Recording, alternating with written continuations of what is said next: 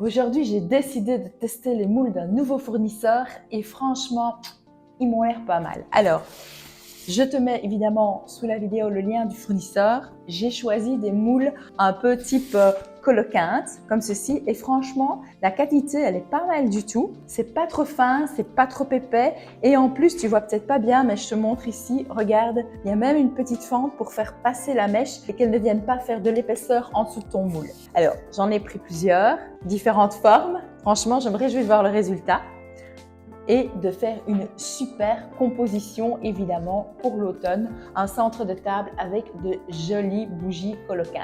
Bon alors, on va commencer par les préparer. Donc moi je vais utiliser une aiguille de centrage pour enfiler. Donc il y a un chat ici et donc je vais venir bien choisir le centre. Alors c'est facile parce que comme ils ont mis une petite ligne, eh bien je vais pouvoir me servir de cette ligne. Donc c'est génial. Et voilà, je vais percer et je vais retirer. En voilà déjà un de fait. Donc comme je vous disais, c'est bien fait. Vous allez venir vous écarter et vous placez votre mèche ici. En voilà une de prête. On y va pour la suivante. Bon, évidemment, vous savez que vous devez chercher la bonne mèche. Hein. Ça ne fait pas partie de ce que j'explique ici. Hop, on reprend la même chose. Ici, je vais aller par l'autre sens parce que, regardez, ici, elle a une forme un peu particulière. C'est une coloquinte un peu déformée, c'est le but. Et je vais venir par le centre et je vais, hop, piquer là. Ok. Et je tire. Hop, ça y est, j'y suis. Pareil, je vais venir mettre ici dans la raie. Vous voyez, ils ont fait une raie pour venir. Franchement, c'est super. Hein. Voilà, suivant. Et ainsi de suite, on va faire tous les moules, hein, pareil. Alors, si vous n'avez pas d'aiguille, vous pouvez utiliser un petit cutter et faire une petite incision. Mais bon, c'est vrai que si vous pouvez utiliser une aiguille, c'est mieux. Ici, je regarde, je vais venir par ce côté-là aussi. Et hop, celui-là, c'était beaucoup moins épais. Pareil, on remet là, ici. Hop, on y est. Et la dernière, même chose, je vais aller par ce côté-là. Je vais bien au centre. En fait, c'est bien fait parce que, je ne sais pas si vous le voyez bien ici, vous piquez et vous avez vraiment la rainure. Donc, il suffit de tirer comme ceci. Vous allez avoir directement le chemin qui vient se mettre là. Mes coloquintes sont prêtes, donc je vais maintenant aller chercher ma cire. Pour faire ces coloquintes, vous savez, moi je suis une grande fan de la cire d'olive à mouler, donc j'en ai mis chauffer une bonne quantité pour remplir toutes ces coloquintes. Je vais un peu les colorer bien sûr et comme ça, j'espère que ça donnera un chouette résultat. Alors, on va commencer. Donc j'ai fait 2 couleurs, j'ai fait un peu de vert. Comme ceci, et je vais utiliser une pipette parce que je voudrais bien faire la tige de la citrouille en vert. Je mets un peu de cire et je vais venir ici. Alors, comme elle est un peu destroy, c'est pas toujours évident, mais c'est bon. Alors, on va vérifier la température. Parfait. Bon, je vais faire un petit truc en plus, c'est que je vais essayer de faire un petit effet sur celle-ci. Donc, je vais la prendre. Franchement, honnêtement, ils sont super. Hein. Ils tiennent bien. Je vais en verser un peu ici. Hop, hop, hop, hop, hop, hop, hop. Et j'en ai remis un petit peu comme ça. Voilà. Pour donner un petit effet, comme ceci. Et maintenant, je vais reprendre cette cire. Alors, évidemment, je les ai chauffés avant, vous savez bien. Hein.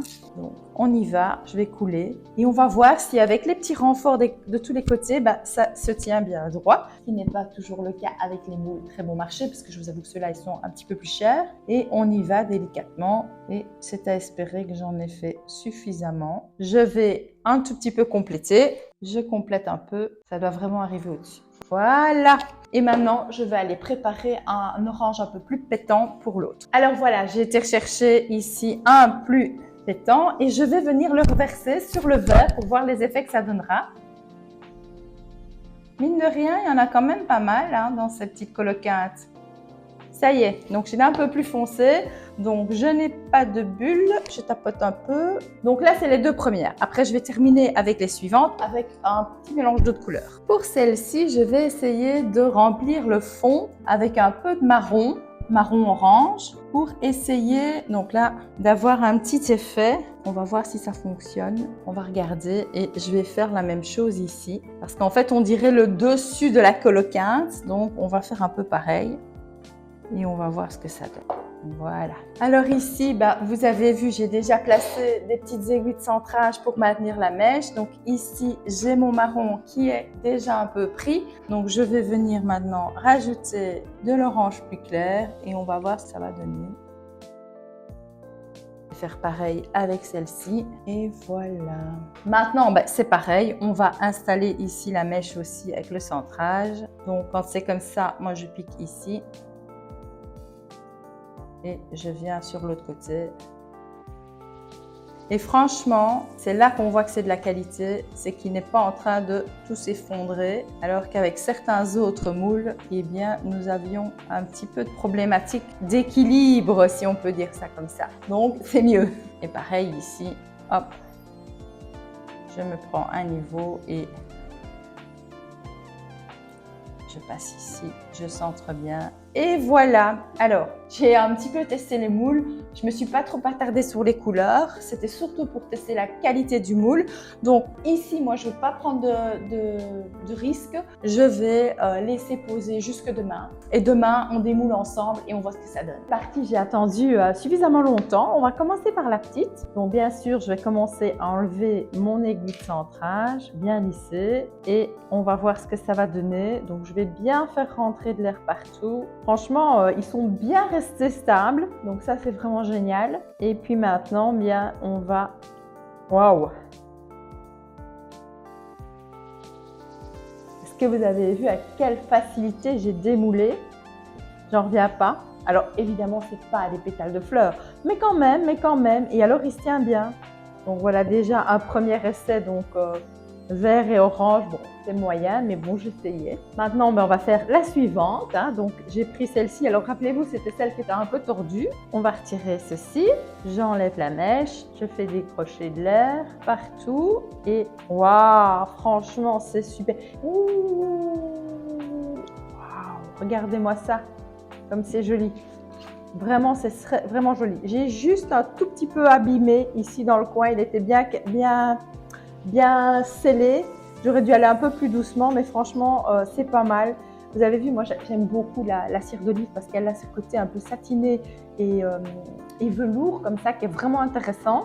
Ce qu'il y a de bien, c'est qu'ils sont super malléables. Vous voyez, il n'y a rien qui reste dessus. Hein. C'est vraiment très, très chouette. Alors, on passe au suivant. Je vais commencer vers celui-là. Voilà. Donc, pareil, je retire ici et hop, je recommence. Voilà. Ici, je vais essayer de ne pas aller trop vite sur ce coup-ci et de voir plus ou moins ce que ça donne. Donc ici, ouais, j'ai joué avec les deux couleurs. Bon voilà, c'est pas réussi comme je le voulais, mais j'ai ma petite idée pour améliorer ça, je vais vous montrer. Quand on joue avec les couleurs, on doit tester. Je trouve, moi, par expérience, que la chose la plus compliquée à bien mettre au point, hormis les mèches, etc., mais je vous parle ici de détails, une fois qu'on commence à jouer avec les colorants, franchement, c'est pas si évident que ça pour arriver à trouver la bonne couleur. Alors, si vous utilisez le colorant pur tel quel, ok. Mais en général, si vous avez déjà regardé mes photos forts, moi, je crée mes colorants moi-même, je crée mes couleurs moi-même pour qu'elles soient vraiment à mon image. Donc, c'est vrai que les colorants, c'est pas toujours évident, mais quand on a trouvé le truc, franchement, ça peut être super amusant. Allez, on passe à la dernière.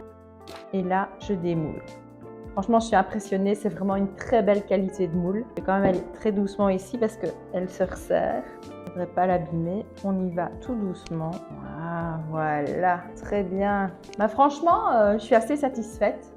Voilà, je vais les terminer et je vais vous montrer comment je vais essayer un petit peu de peaufiner tout ça pour rendre ça un petit peu plus joli. Même si je pense qu'il n'y a rien de tel que de le laisser au naturel. Mais vous avez vu, j'ai travaillé, c'était de l'orange. J'ai travaillé de l'orange avec un tout petit peu de brun pour essayer d'avoir cette couleur qui est assez naturelle. Donc voilà, bon, je vous montre comment on termine. Bon alors, je vais vous montrer comment je fais. Donc je prends un petit peu de la poudre, mais léger, de la poudre scintillante. Et je vais venir un tout petit peu balayer ici pour donner un petit peu un effet comme ça cuivré, un petit peu poudré et vieilli. C'est à vous de voir au niveau de la quantité ce que vous aimez. Ça donne un petit effet satiné comme ça, c'est pas mal. Enfin, moi j'aime bien. C'est à vous de voir un peu ce que vous aimez bien. Alors ici, je vais prendre un peu de l'orange et je vais venir un tout petit peu atténuer le vert qui je trouve est un petit peu trop puissant. Ce sont des petites astuces comme ça qui vous permettent de rattraper un petit peu parfois des couleurs qui n'étaient pas trop ce que vous aviez imaginé. Et honnêtement, ça fait le taf, quoi. Celle-là, j'avoue que j'ai pas envie de la toucher. Je n'ai pas trop envie de la toucher. Je vais la laisser comme ça. Et celle-ci, un tout petit peu sur le dessus. Et là, je vais faire un petit mélange d'orange et d'or. Un tout petit peu pour atténuer le marquage de la couleur. Et je vais vous montrer un petit truc que je trouve sympa aussi. Pour terminer, il existe de la peinture aussi pour spécial bougie. Alors moi, j'aime bien parce que j'en prends un tout petit peu. Voilà, et alors c'est bien parce que je vais juste faire ici, le dessus ici, voilà. Il n'en faut pas plus que ça donne un petit effet. Et je vais faire la même chose avec celle-ci. Vous voyez, je vais juste ici faire la tige de la coloquinte. Ça sèche assez rapidement. Parfois, si c'est pas assez couvrant, bah, vous mettez une couche ou deux par-dessus et franchement, ça donne un joli effet. On va essayer de celle-ci juste au centre. Alors, c'est un peu plus difficile, c'est pour ça que les pinceaux avec des toutes petites têtes, c'est intéressant. Et en fait, vous avez vraiment une infinité de possibilités pour vraiment vous diversifier. Un bon moule de bonne qualité, une bonne cire comme la cire d'olive et un petit peu d'imagination et vous avez franchement moyen de faire des choses super sympas. Comme on n'a pas touché celle-ci et que j'ai un petit peu abîmé au centre, ben, je vais venir camoufler. Alors cette peinture, vous en trouvez chez tous les fournisseurs de matériel pour bougies. Ils ont de la peinture spéciale à déposer sur la cire. Voilà. Parfait. Et bien voilà, donc je vais laisser sécher un tout petit peu la peinture, ça va aller très vite. Et bien voilà, j'espère que cette vidéo vous aura plu. Moi en tout cas, je suis très contente d'avoir partagé cette démonstration avec vous. Donc le fournisseur, je vous mets le lien sous la vidéo. N'oubliez pas que vous pouvez aussi télécharger mon guide pour faire votre première bougie pas à pas. Et puis alors, je pense que je vais continuer à faire ce genre de vidéos. Moi, ça me plaît beaucoup de tester des nouveaux moules et j'espère que vous serez présents pour découvrir ça avec moi. Je vous dis à très vite pour une prochaine vidéo.